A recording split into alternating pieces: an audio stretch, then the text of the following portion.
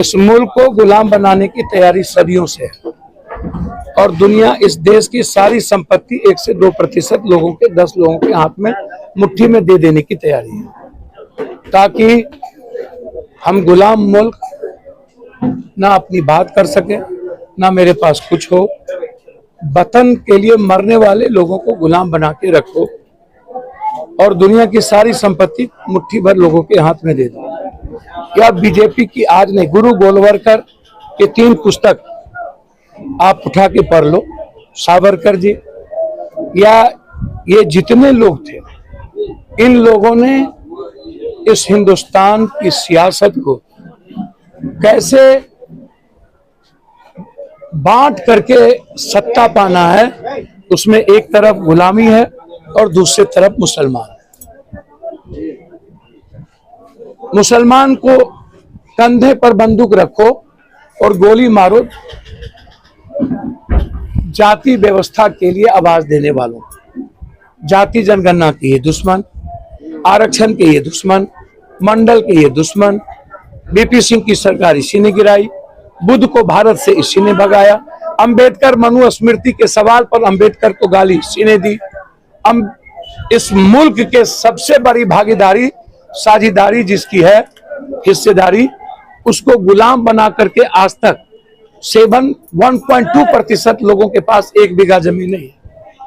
इन्हें मुसलमान के मुद्दे ला करके मुसलमानों को इस मुल्क का सिर्फ दुश्मन बना के खड़ा रखना, क्योंकि इन्हें वोट चाहिए।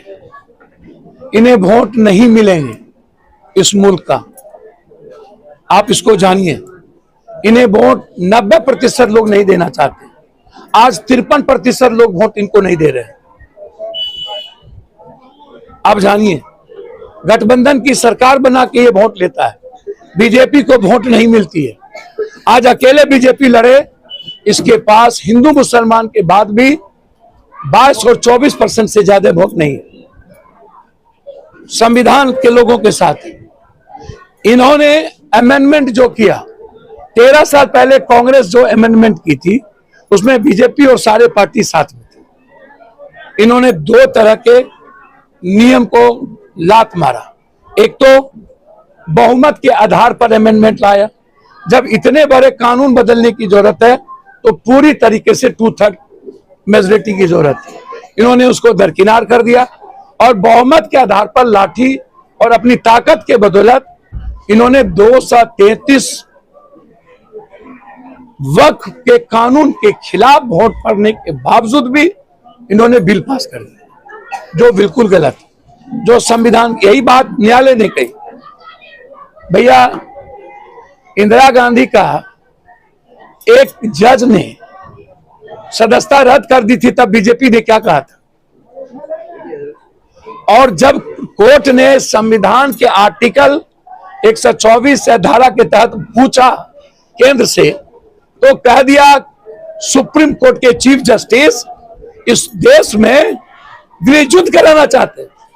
दुनिया में पहली बार यह घटना घटी कि हमारे न्यायालय पर सवाल खड़ा किया बीजेपी के लोगों ने, जो मुल्क विरोधी हैं और आज तक वो बीजेपी के साथ है।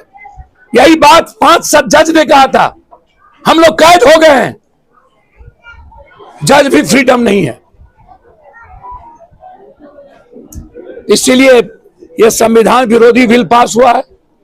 यह देश के लोग हर उस तरीके के खिलाफ है जो संविधान से अलग है और जो संविधान से ऊपर है। इसलिए बिल पास करना गलत है।